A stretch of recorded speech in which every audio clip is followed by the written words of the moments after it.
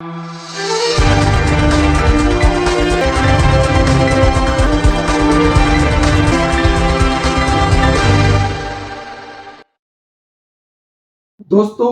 जरा सोचिए, एक पिता अपनी पूरी जिंदगी कमाई अपने बेटे को पढ़ाने में लगा देता है, इस उम्मीद में कि वो एक दिन शिक्षक बनेगा।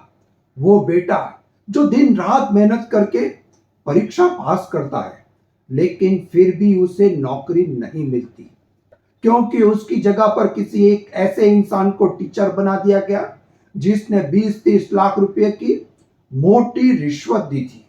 यह कोई फिल्मी कहानी नहीं है, बल्कि महाराष्ट्र में हुई शिक्षक भर्ती घोटाले की वो कड़वी हकीकत है, जिसने हजारों काबिल उम्मीदवारों के सपनों को और लाखों बच्चों का भविष्य दांव पर लगा दिया। दोस्तों, आज हम इसी केस को स्टडी करेंगे पॉइंट टू पॉइंट।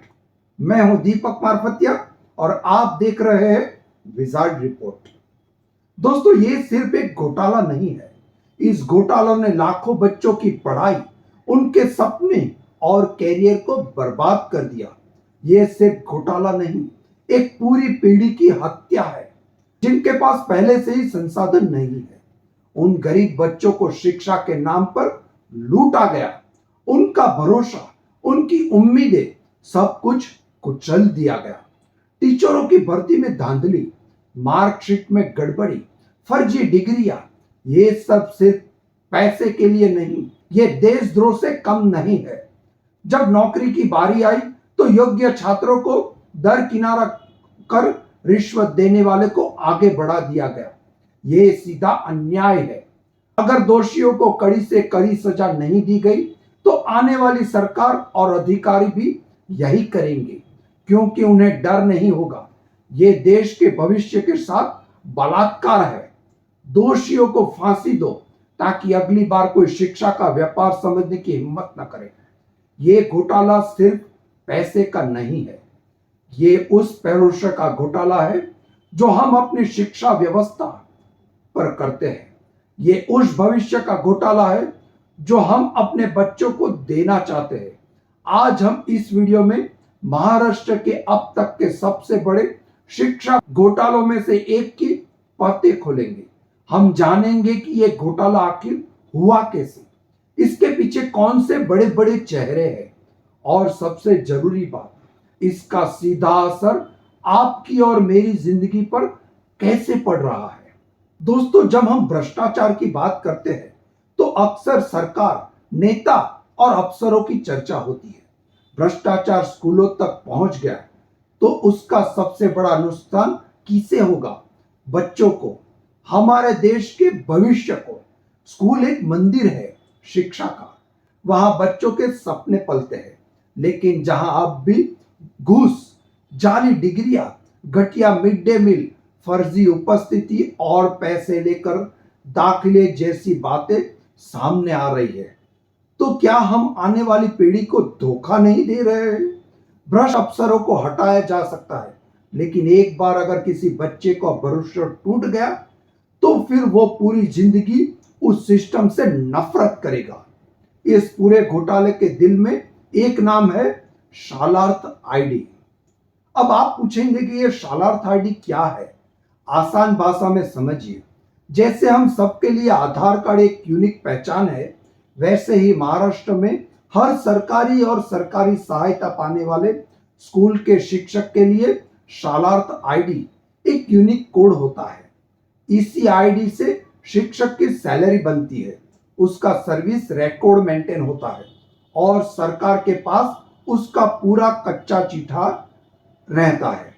यह सिस्टम बना तो इसीलिए था कि भ्रष्टाचार को रोक सके, लेकिन चोरों ने तिजोरी की चाबी से ही चोरी करना सीख लिया। इस घोटाले की जड़ें काफी गहरी है। सरकार ने 2 मई 2012 को शिक्षक भर्ती पर रोक लगा दी थी। इस रोक का फायदा उठाकर शिक्षा विभाग के कुछ भ्रष्ट अधिकारियों और स्कूल मैनेजमेंट ने मिलकर एक नया रास्ता निकाल लिया। उन्होंने उन लोगों के लिए नौकरी तैयार की जो काबिल तो नहीं थे, पर जिनके पास देने के लिए मोटी मोटी रकम थी। इन लोगों ने मिलकर फर्जी दस्तावेजों का एक पूरा माया जाल बुना। नकली डिग्री, जाली एक्सपीरियंस सर्टिफिकेट और तो और ऐसे स्कूलों का नाम पर अनुभव प्रमाण पत्र बनवाए गए जो कभी थे ही नहीं। इसी फर्जीवाड़े के आधार पर इन अयोग्य लोगों को सिस्टम में टीचर बना दिया गया और फिर शुरू हुआ असली खेल। फर्जी सालार्थ आईडी बनाने का जांच में सामने आया कि खासकर 2019 से 2024 के बीच सिस्टम में फर्जी आईडी बनाए गए। कुछ मामलों में तो मृत या रिटायर हो चुके अधिकारियों के भी नाम और दस्तखत का इस्तेमाल कर दिया गया। अपॉइंटमेंट लेटर तक जारी हुए। इस घोटाले का अंदाज आप इस बात से लगा सकते हैं कि एक विशेष जांच दल मतलब सीट एसआईटी की जांच में जॉब में 622 नियुक्तों में से सिर्फ 75 ही सही थे। बाकी की 547 नौकरियां पूरी तरह से फर्जी दस्तावेजों और कानूनी तरीके से दी गई। हर एक फर्जी नौकरी के लिए 20 से 30 लाख रुपए लिए। ये पैसे अधिकारियों, स्कूल मैनेजमेंट और दलालों के पूरे नेटवर्क में ऊपर से नीचे तक बांटा गया। ये एक ऑर्गेनाइज्ड क्राइम था जो हमारे बच्चों की शिक्षा की नींव की दीमक की तरह खा रहा है। जब घोटाला इतना बड़ा हो, छोटे मोटे कर्मचारियों का काम नहीं हो सकता। इसमें शिक्षा विभाग के बड़े बड़े अधिकारी, स्कूल चलाने वाली संस्थाओं के मालिक और शायद कुछ राजनीतिक सरपरस्ती देने वाले लोग भी शामिल होंगे। नागपुर से शुरू हुआ यह घोटाला देखते ही देखते नासिक, पुणे और जलगांव समेत पूरे महाराष्ट्र में फैल गया। इस मामले में अब कई की गिरफ्तारी हो चुकी है। स्कूल प्रिंसिपल, संस्था चलाने वाले और कई कर्मचारी भी शामिल हैं। जैसे जैसे गिरफ्तारी हो रही है, इस नेटवर्क की परतें खुलती जा रही है। पुलिस जांच में यह भी सामने आया कि कुछ स्कूल के संचालक तो ऐसी ही संस्था चला रहे थे जिनका मुख्य काम ही फर्जी शिक्षकों को भर्ती करना था। एक आरोपी जो एक बड़ी शिक्षण संस्था का सचिव और स्कूल का प्रिंसिपल है, उस पर फर्जी दस्तावेजों के सहारे 30 शिक्षकों की भर्ती करने का आरोप है। यह नेटवर्क इतना शातिर था कि इन्होंने सिर्फ फर्जी टीचर भर्ती नहीं किए, बल्कि कुछ मामलों में तो ऐसे शिक्षकों के नाम पर भी सैलरी उठाई गई जो कभी थे ही नहीं। यानी सिर्फ कागजों पर एक टीचर बनाया, उसका बैंक अकाउंट खोला और हर महीने सरकार से उसकी सैलरी अपनी जेब में डालते रहे। इस मामले में अब तक 19 से ज्यादा लोगों को आरोपी बनाया गया है। इससे अंदाजा लगाया जा सकता है कि यह मामला कितना संगीन है। यह सिर्फ कुछ भ्रष्ट लोगों की कहानी नहीं है, यह पूरे सिस्टम के फेल होने की कहानी है, जहां रक्षक ही भक्षक बन गए थे। सवाल यह उठता है कि 100 करोड़ से भी ज्यादा लोगों के इन घोटाले का असली नुकसान किसे हुआ? इसका जवाब है आपको, मुझे, हम सबको।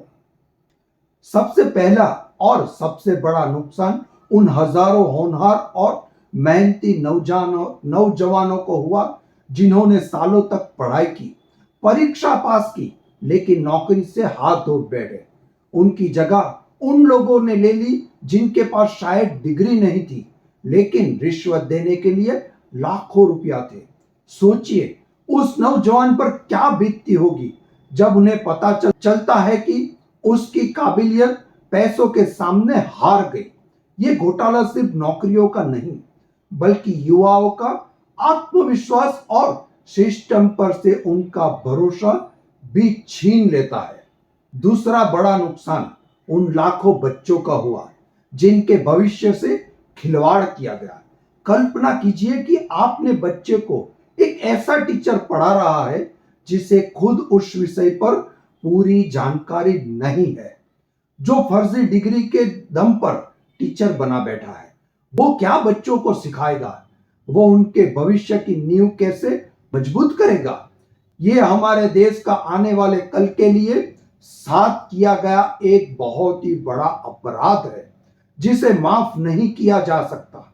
और तीसरा नुकसान हुआ देश के हर एक टैक्स भरने वाले नागरिक को। सरकार जो पैसा स्कूलों पर और शिक्षकों की सैलरी पर खर्च करती है वो आपका और हमारा पैसा है।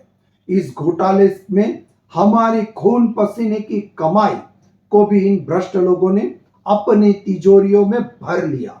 ये वो पैसा था जिससे हमारे बच्चों के लिए बेहतर स्कूल बन सकते थे, अच्छी सुविधाएं दी जा सकती थी, लेकिन वो हमारे सारे पैसे भ्रष्ट की आग में जल गए। जब यह मामला विधान परिषद में गूंजा और विधायकों ने जोर शोर से उठाया तो महाराष्ट्र सरकार ने एक राज्य स्तरीय सीट बनाई। इस सीट में वरिष्ठ आईएएस और आईपीएस अधिकारियों को शामिल किया गया है ताकि जांच बिना किसी दबाव में हो सके। सीट ने कई जिलों में छापेमारी की है और बड़ी मात्रा में फर्जी दस्तावेज, अपॉइंटमेंट लेटर और कंप्यूटर जब्त किए हैं। एक एक करके इस नेटवर्क के जुड़े लोग सलाखों के पीछे जा रहे हैं। अब तक 19 से ज्यादा गिरफ्तारी हो चुकी है और कई बड़े अधिकारी जांच के घेरे में है। मुख्यमंत्री ने खुद इस मामले को गंभीरता से लेते हुए सख्त कार्रवाई का भरोसा दिया है। यह भी कहा जा रहा है कि इन फर्जी शिक्षकों से सैलरी भी वसूल की जाएगी और उनकी नौकरियां भी रद्द होगी। दोस्तों, लेकिन ये रास्ता अभी भी लंबा और मुश्किल है। कुछ लोगों का आरोप है कि जांच की रफ्तार धीमी है और इसे जानबूझकर टाला जा रहा है। कई आरोपी जमानत पर बाहर आ चुके हैं और घोटाले का मुख्य सूत्रधार महीनों तक से फरार रहे। ये लड़ाई सिर्फ पुलिस और सिर्फ की नहीं है, ये हम सबकी लड़ाई है। जब तक समाज इस मुद्दे पर जागरूकता को लेकर आवाज नहीं उठाएगा तब तक असली दोषियों को सजा मिलना मुश्किल है। तो महाराष्ट्र शिक्षक भर्ती घोटाला सिर्फ कुछ 100 करोड़ की हेराफेरी का मामला नहीं है, यह हमारे समाज के नैतिक पतन की कहानी है। यह उन सपनों की हत्या की कहानी है जो एक काबिल उम्मीदवार को देखता है। ये उस भरोसे का कत्ल की कहानी है जो माँ बाप शिक्षा व्यवस्था पर करते हैं। और ये उन लाखों बच्चों के भविष्य के साथ हुई सबसे बड़े धोखे की कहानी है। जब स्कूलों में शिक्षक के पैसों से खरीदे और बेचे जाने लगे तो समझ लीजिए कि हम एक देश के तौर पर गलत रास्ते पर जा रहे हैं। ये घोटाला एक चेतावनी है, एक अलार्म है कि हमें अपना सिस्टम में घुस भ्रष्टाचार को जड़ से उखाड़ फेंकना है। कम से कम शैक्षणिक संस्थाओं में तो घोटाला होना ही नहीं चाहिए। अगर आपको भी लगता है कि शिक्षा के मंदिर में ऐसा घिनौना भ्रष्टाचार नहीं होना चाहिए तो इस वीडियो को ज्यादा से ज्यादा लोगों के साथ शेयर करें। इसे अपने परिवार, दोस्तों और हर उस इंसान तक पहुंचाइए जो अपने बच्चों के भविष्य की फिक्र करता है। आपका एक शेयर इस मुद्दे पर जागरूकता फैला सकता है और अधिकारियों पर दबाव भी बना सकता है कि वो मामले को सख्त से सख्त कार्यवाही करें। कई लोगों का तो दोस्तों कहना है कि इसमें दोषियों को फांसी की सजा होनी चाहिए। इस पूरे घोटाले पर आपकी क्या राय है? नीचे कमेंट में हमें जरूर बताइए। आप ऐसे ही जरूरी मुद्दों की जानकारी के लिए हमारे चैनल को सब्सक्राइब करना ना भूलें। दोस्तों, ऐसे ही रिपोर्ट हम आपके लिए लाते रहेंगे। आज के लिए बस इतना ही। मिलते हैं अगले रिपोर्ट में। तब तक के लिए जय भारत, जय हिंद।